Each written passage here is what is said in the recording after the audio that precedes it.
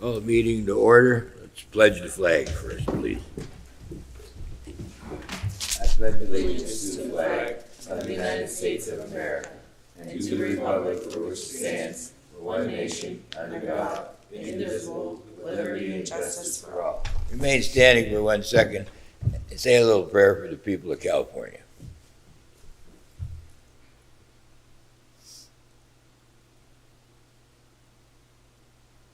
Thank you. And remember, they're red, white, and blue.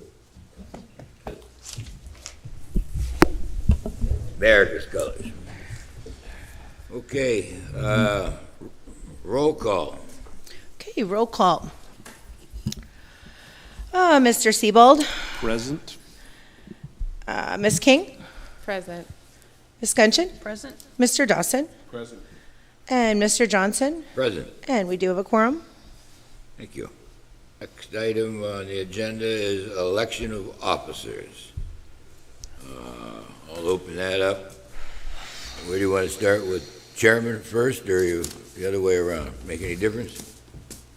I'd like to open with the chair, and Okay. I'd like to nominate Jeffrey Johnson as chair. Anybody else? All those in favor signify by saying aye. Aye. Any opposed? Don't you dare. Okay. Next, vice chair. I'll nominate Ed Dawson. Ed Dawson. Anybody else? Call for a vote. All those in favor signify by saying aye. Aye. Aye. Any opposed? Motion carries. Thank you. Approval of the minutes. Do we have a motion for that? So moved. Second. Second Dawson. All those in favor signify by saying aye. Aye. Any opposed? Okay. Anything under old business? Chairman, just to make sure, do you need to appoint a secretary? Have we done that in the past? I think we do. Don't forget me. So we would nominate. I just want to make sure we you. didn't miss something. If Right. you'd like to nominate me. Well, either you or Lucky. Amy Francis, correct? That's right. We have a nomination for Amy as secretary. Mr. Dawson, you want to nominate her? Oh, I'd like to nominate Amy Francis for secretary. Very good. I think it's an appointed thing. Do we have to vote, Art, or? Go ahead. Okay. Yeah. All those in favor of, well, is there any opposition to Amy Francis? Thank you. You don't want it. No, I'm kidding. Of course I. All those in favor of Amy Francis as secretary of the zoning board? Aye. Aye. Any opposed? Motion carries. Congratulations. Well, thank you so much. Okay, I'll turn it over to you. Appeals to be heard. Okay. We will go to appeal number 13316 by Binder Singh. Please apologize if I did script that name. Concerning a property located at 1064 West 5th Street. Parcel index is 17-4032-226. This is located in an R2 medium-density residential zoning district. The appellant is requesting a use variance for a proposed convenience store. Per section 204.3 of the ordinance, convenience store is not a permitted use. If you guys would like to come up and present your case. Is the stenographer with us? Amy? Yes. Will she swear them in, or? She will. Okay. She's on the screen. Thank you so much for being here. I'll have them get sworn in. If you'd like to check out the screen. Raise your right hand. Do you swear or affirm the testimony you're about to provide will be the truth, whole truth, and nothing but the truth, so help you God? And before you Okay, speak, and I'm sorry. just make sure to speak into the mic, because I could barely hear you. How about now? I can hear you now. Test. Thank you. Good.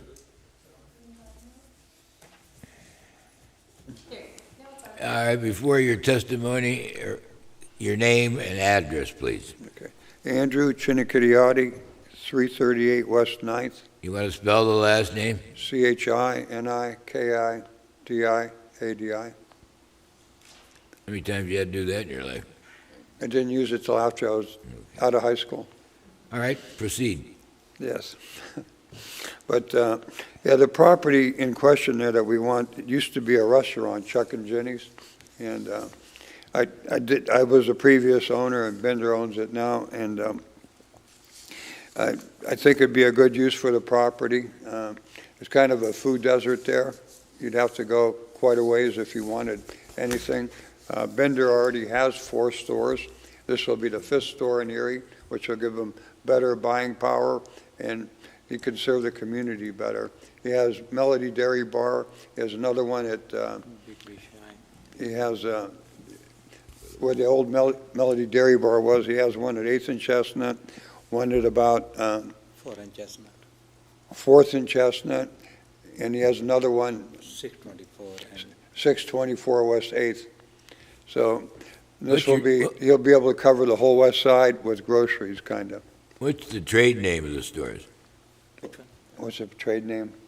trade. I have the different name. Every store has a different name, Okay. but he tries Some to, the Big B Shine, some the Big B, some the Big B Melody. We're gonna need him to swear. We did. Yeah, both of them. you have to tell him who you are. I'm Binder Singh. Can you spell your name? I'm sorry, I can barely hear you. Okay, Binder Singh, Singh. You get that? It is on the agenda if you need it. Okay, you want to tell us about what you're going to do there? He's gonna sell groceries, pop. Grocery pop, try to fresh vegetable, bring whatever the community need that area.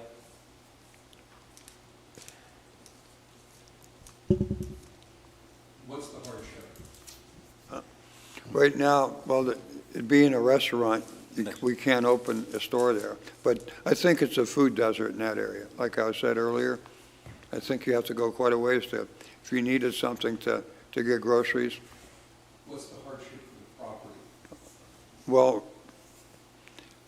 don't understand the question. Okay. So the criteria for granting a use variance is that there has to be an unnecessary hardship caused by the unique. I'm sorry, I can't hear anything that you're saying at all. That's okay. Let me try this now.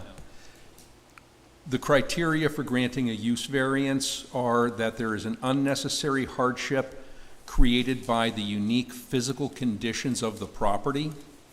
Physical conditions include irregularity, narrowness, shallowness of a lot size or shape, or exceptional topographical or other physical conditions that are not created by the provisions of the zoning ordinance. Because of the physical circumstances or conditions, there is no possibility that the property can be developed in strict conformity with the provisions of the zoning ordinance, and that the authorization of a variance is needed to enable the reasonable use of the property. That such unnecessary hardship has not been created by the applicant, and that the variance, if authorized, will not alter the essential character of the neighborhood, nor substantially or permanently impair the appropriate use of the property, and that it represents the minimum variance that will afford relief and will represent the least modification possible of the regulation at issue. Okay? So I understand the argument that it's a food desert. Right? Do you know how close the nearest convenience store is to that property? I don't think so, around Less than a mile. more than mile. Well, I think so. Fourth and Cherry, probably. Yeah. And you've got the Country Fair over on 6th Street, and you've got a CVS close by. No, country. There is a CVS close by. CVS, yeah. But the country fair bay on Bayfront, Right? yeah. That's only about a mile away. Yeah, Yeah. it's been for lease for sale or for lease for a restaurant for 10 years. Nobody's interested in using it. So if this property gets developed, you know, it would definitely increase the tax value of the property. And it would be good for the neighborhood, but it's been for lease for 10 years or longer to redevelop into a restaurant. I think what Art was trying to tell you, Andy, is you have to have a hardship. Right. And it's really got to have something to do with the property or the lot size, correct? Right, It can't be a financial right. problem or lack of, somebody's not selling Right. bread on the corner. Right. So, Can I borrow this for a second? I'd like to ask, in terms of clarification on the hardship, the property was zoned, it's used for a restaurant? So it was a restaurant a long time ago, right? It's currently R2, and even, I guess, even going back with the records that we have, even going back to 1941, the use of a restaurant as a restaurant at that point in time was a non-conforming use, okay? So it was kind of grandfathered in as a non-conforming use in the 40s and then in the 60s and things like that, and that really never changed. So the R2 medium-density residential district permitted uses are accessory dwelling, accessory uses and structures, adult daycare, bed and breakfast, cemetery, church, community garage, essential services, family child care home, fire stations, funeral homes, group care home, group home, home occupations, market garden, personal care boarding homes for adults, planned residential development, neighborhood centers, off-street parking, one-family dwellings, parks and playground, rooming boarding homes, short-term rental, 3- and 4-car dwellings, townhouse, two-family dwellings, urban garden, urban utility substations. And then special exceptions are schools, small wind energy systems, and wireless communication facilities. So it would be a challenge right now to market it as a restaurant even, because it's been, how long since Chuck and Ginny's closed? Probably 15 years or Yeah, more. so, I mean, that non-conforming use has been abandoned at this point in time. But there are other things that it could be used for. It would just take time and money for people to go in and develop it within the zoning ordinance. And that's really one of the questions here for you guys to answer is, do you think that the fact that it was built as a restaurant, used as a restaurant, and is currently configured as a restaurant would create that type of a hardship, right, for the property? And is that type of a hardship going to be addressed by using it as a convenience store? Because it's not like you're going to walk into an old restaurant and turn the key and poof, it's a convenience store. There's still a lot that has to go into that. So it's not that the only potential use for it is as a convenience store. Any use for it's going to require time, effort, and money. do you have sit-down tables to No, serve food? No, at this time, it's totally gutted from front to back. There's no kitchen equipment or anything There's left not in it? one piece of kitchen equipment in there. So Right. what would stop somebody from developing it in a fashion that conforms with the zoning ordinance? I think originally when the building was used, and originally, I believe it was probably a convenience store. And then they made it a restaurant.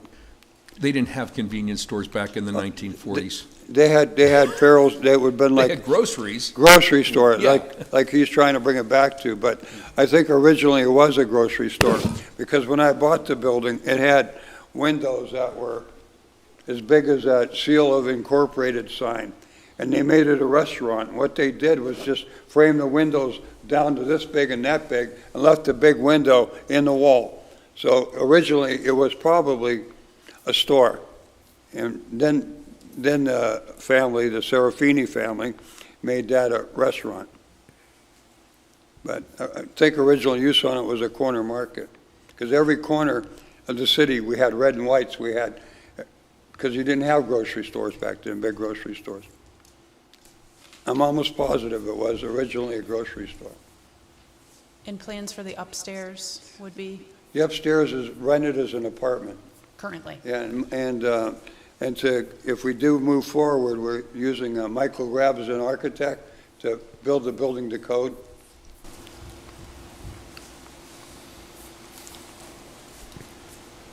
And for clarification, I'm sorry, I if the can't hear building what you're was, asking. if the building was zoned as it currently is, and it was a non-conforming use, and for 10 years, it hasn't been used, and I thought that that non-conforming use goes away if you don't use it in the first year or two. Yeah, Okay, so that non-conforming use is it's gone, yeah. So the non-conforming use, as far as our records go, is as a restaurant. So that non-conforming use, like I said, it's been clearly abandoned at this point in time. So there basically is no current non-conforming use approved for that property. And does the property need non-conforming use to be utilized? Well, that's the question, right? That is the question. And if the property is gutted at this point in time, I mean, basically, it's a shell. So, of course, you've got the apartment up top, but the rest of the building is just open. I mean, somebody could go in and set that up as an apartment. And that wouldn't necessarily be, that wouldn't be a non-conforming use. That would be something within the zoning ordinance. I thought I heard that Andy also, you were the owner, so you've been the I owner? used to be the owner, Bender's the No? owner now. He's now the owner? Yes. Yes. Okay. And you've owned it for how long? No. He bought Andy. it last year. Yeah, last year. And so for the last 10 or 15 years, you were the owner? Yes, I was. Okay, just wanted to, Yeah, I totally redid the outside, put a new roof on it. I got it in halfway, good condition. okay. Andy, the spot we're in, we'd like to help you, but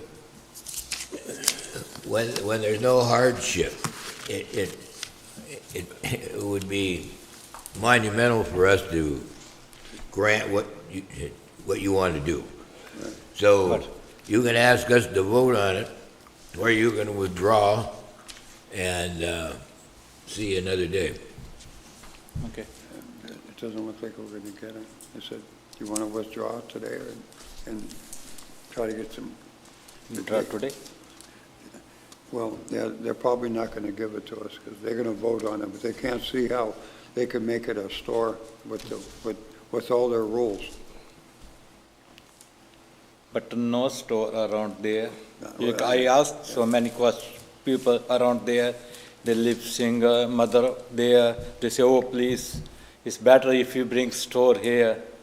So before I want to take from the Andy, I check around there, asking people, hey, I can open store, grocery store there? They say yes, because there a lot of single mother live there. And they asking, hey, when you coming to open that store? They can, some people, they don't have the car to drive to country fair.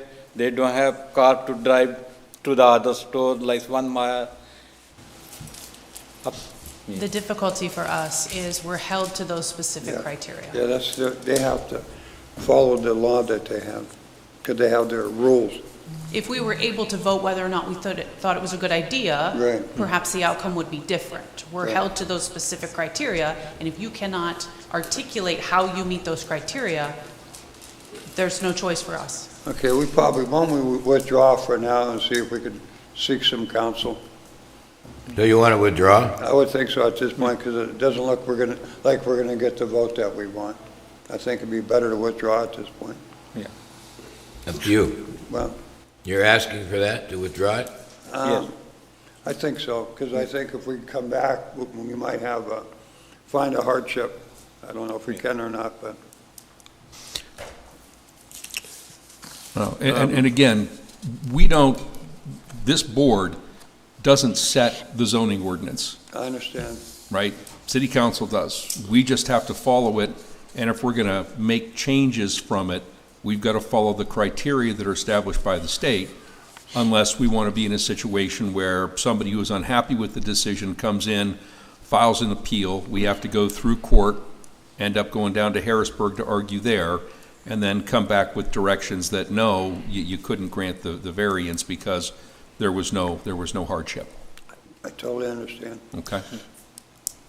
So with that said, you're I think asking that's us, do you want to withdraw? I believe we want to withdraw at this point. Well, it would have to, I mean, Mr. Singh, you're the owner, you're the applicant. Yes, Do you want to withdraw? yes. Tom wants to say something.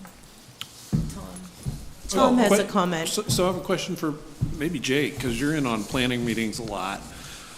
Is there any discussions they have sort of on the radar for things like this? Because I know in some of my discussions with Chuck and things like that, walkability, food deserts, those are all issues they're trying to address from a planning perspective. So is there anything on your radar that you know of where there's even thinking about changing this for this type of neighborhood? Well, the city's currently undertaking a land character analysis where we're looking at all the existing land use throughout the city, and that will identify properties such as this, for instance, not necessarily specifically because this is an abandoned non-conforming use, but there are obviously several other areas of the city where you've got corner stores in residential neighborhoods, residentially zoned neighborhoods.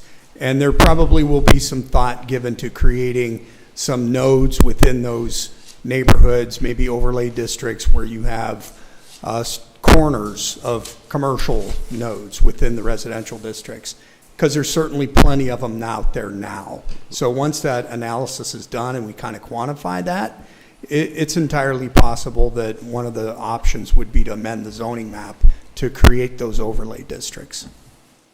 Thanks. So my suggestion to you guys would be to keep that on your radar, talk to whatever city councilman you're comfortable talking to, and then maybe even attend a planning board meeting and talk about the things that you're bringing up here, that it's a food desert, it would be a good use of that property, all of that stuff. I'm all for it, but as everybody else is saying, we can't make law. We can just interpret it and go that route. So when's a mixed planning board meeting? That'll be next Tuesday at 1 o'clock. Next Okay. Tuesday? Okay. Next Tuesday at 1 o'clock. All right, we'll come back. Okay. Thank you so much. Thank you, Eddie. I had a point of clarification. You also received a letter. Does the letter get received? That letter came shortly before the hearing today, that email that I gave you guys. Okay. So, and I actually have the email, and I'll go ahead and we can submit it as part of the record. That's what I was. Even though Thank you. it, the appeal was withdrawn, we can still submit this. And it was an email from Gretchen Kerr and that's Kerr, at Our West Bayfront.